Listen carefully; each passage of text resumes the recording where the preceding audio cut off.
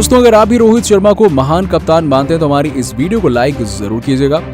दोस्तों, पहले कप्तान रोहित और पंत ने उड़ाई थी अफ्रीका की धज्जियां, लेकिन फिर भी मुकाबले में साउथ अफ्रीका ने कर ली वापसी। लेकिन उसके बाद दिनेश कार्तिक ने अपने बल्ले से जो किया उसने पूरे क्रिकेट जगत को हिलाकर रख दिया। तो आखिरकार साउथ अफ्रीका के खिलाफ टीम इंडिया ने कैसे दर्ज की एक नामुमकिन सी जीत।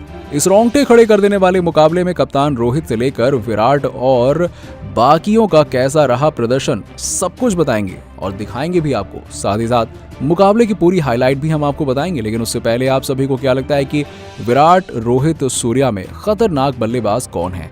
इस बात का जवाब नीचे हमें कमेंट सेक्शन में जरूर दीजिएगा। दोस्तों, साल 2022 का विश्व कप इतना ज्यादा रोमांचक होगा शायद ही किसी ने ऐसा सोचा था, जहां 2 बार की विश्व चैंपियन क्वालिफायर राउंड से ही बाहर हो गई।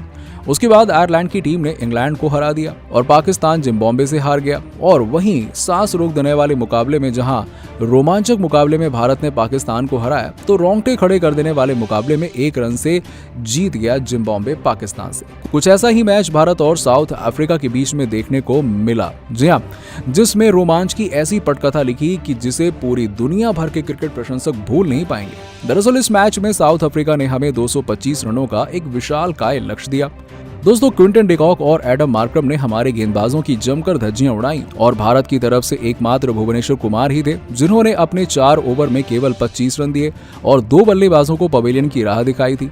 ताबड़तोड़ 65 रन की पारी जहां क्विंटन डिकॉक ने खेली तो एडम मार्करम ने अपने बल्ले से 85 रन बना दिए और वहीं अंत में डेविड मिलर ने तूफानी 45 रन बनाकर अपनी टीम को एक ऐसे लक्ष्य तक पहुंचा दिया जहां से जीत लगभग अफ्रीका की ही मानी जा रही थी। दोस्तों, 225 रन बनाकर जीतना किसी भी टीम के लिए असंभव सा काम था, लेकिन भारतीय टीम इस विश्व कप में हार मानने को तैयार नहीं है और इसका नतीजा साउथ अफ्रीका के खिलाफ मुकाबले में भी देखने को मिला। इस मैच में एक बड़ा बदलाव हुआ कि खराब प्रदर्शन करने वाले राहुल को बाहर का रास्ता दिखा दिया गया। रोहित ने पंत के साथ ओपनिंग करने का फैसला किया और उनकी ये तरकीब वाकई में काम कर गई। ऋषभ पंत के पास खोने को बहुत कुछ है नहीं, इसीलिए उन्होंने मैदान पर उतरते ही धमाका करना शुरू कर दिया। अफ्रीका की तरफ से कगिसो रबाडा ने पहला ओवर डाला और उम्मीद तो थी कि वो बेहतरीन शुरुआत दिलाएंगे अफ्रीका को। लेकिन दोस्तों, ऋषभ पंत सर पर कफन बांधकर आए थे, उन्हें किसी बात का डर कहां था। रबाडा के पहले ही ओवर में 1 नहीं 2 नहीं बल्कि कुल 3 छक्के ठोकते हुए पहले ही ओवर में 28 रन बना डाले। भारत की शुरुआत बेहतरीन नहीं बल्कि विस्फोटक थी। पंत ने ऐसी शुरुआत कर दी थी कि अब दूसरी तरफ से कप्तान रोहित को भी जीत नजर आने लगी। फिर क्या था, दोनों ही बल्लेबाजों ने ताबड़तोड़ चौके और छक्कों की बरसात कर दी और पहले ही ओवर में भारत ने 80 रनों का आंकड़ा छू लिया। अफ्रीकी गेंदबाज की समझ नहीं आ रहा था कि इन दोनों बल्लेबाजों को रोके तो रोके कैसे।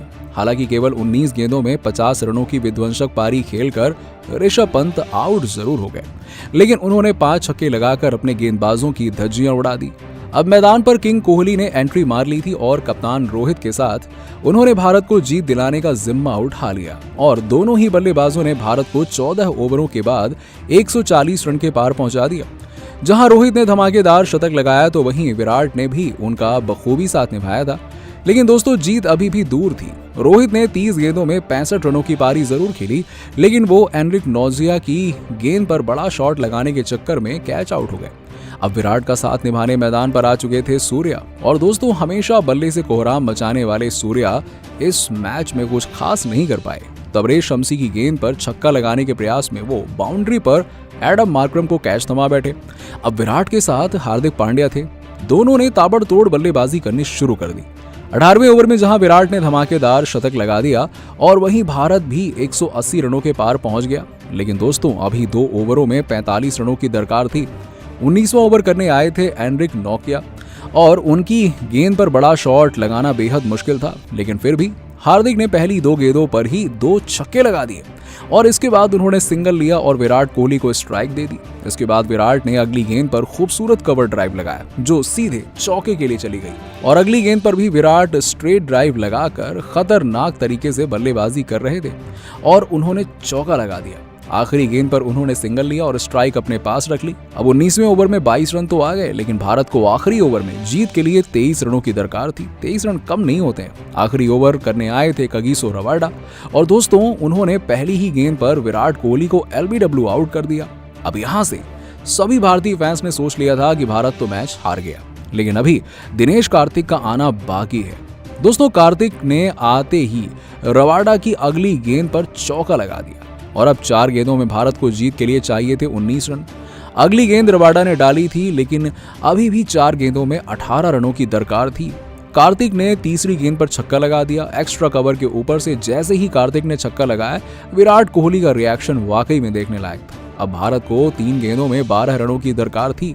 कार्तिक अलग ही मोड में बल्लेबाजी कर रहे थे। उन्होंने रबाडा की चौथी गेंद पर शानदार चौका लगा दिया लॉन्ग ऑन की तरफ और ये उनका शॉट सीधे बाउंड्री लाइन पर पहुंच गया। अब 2 गेंदों में 8 रनों की दरकार थी। रबाडा पूरी ताकत से गेंदबाजी करने आए थे और उन्होंने कार्तिक को खतरनाक गेंद डाली, जिस पर इस बल्लेबाज ने वीरेंद्र सहवाग की याद दिलाते हुए खतरनाक अपर कट मारा और गेंद सीधा स्टेडियम के पार पहुंच गई। दोस्तों, कार्तिक ने ये छक्का लगा दिया और रबाडा की ये गेंद नो बॉल थी और स्कोर अब बराबर हो चुका था और आखिरी गेंद में 1 रन चाहिए थे। खूबसूरत स्ट्रेट ड्राइव के साथ कार्तिक ने भारत को मैच जिता दिया। दोस्तों, जिस तरीके से ये रोमांचक प्रैक्टिस मैच खेला गया, कुछ वैसा ही मुकाबला हमें भारत और अफ्रीका के बीच में 30 अक्टूबर के दिन देखने को मिल सकता है। तो दोस्तों, आपको क्या लगता है कि इस बार टीम इंडिया चैंपियन बन पाएगी या फिर नहीं? इस बात का जवाब नीचे में कमेंट सेक्शन में जरूर दीजिएगा और ऐसी ही खबरों के लिए सब्सक्राइब कीजिए हमारे यूट्यूब चैनल को। धन्यवाद।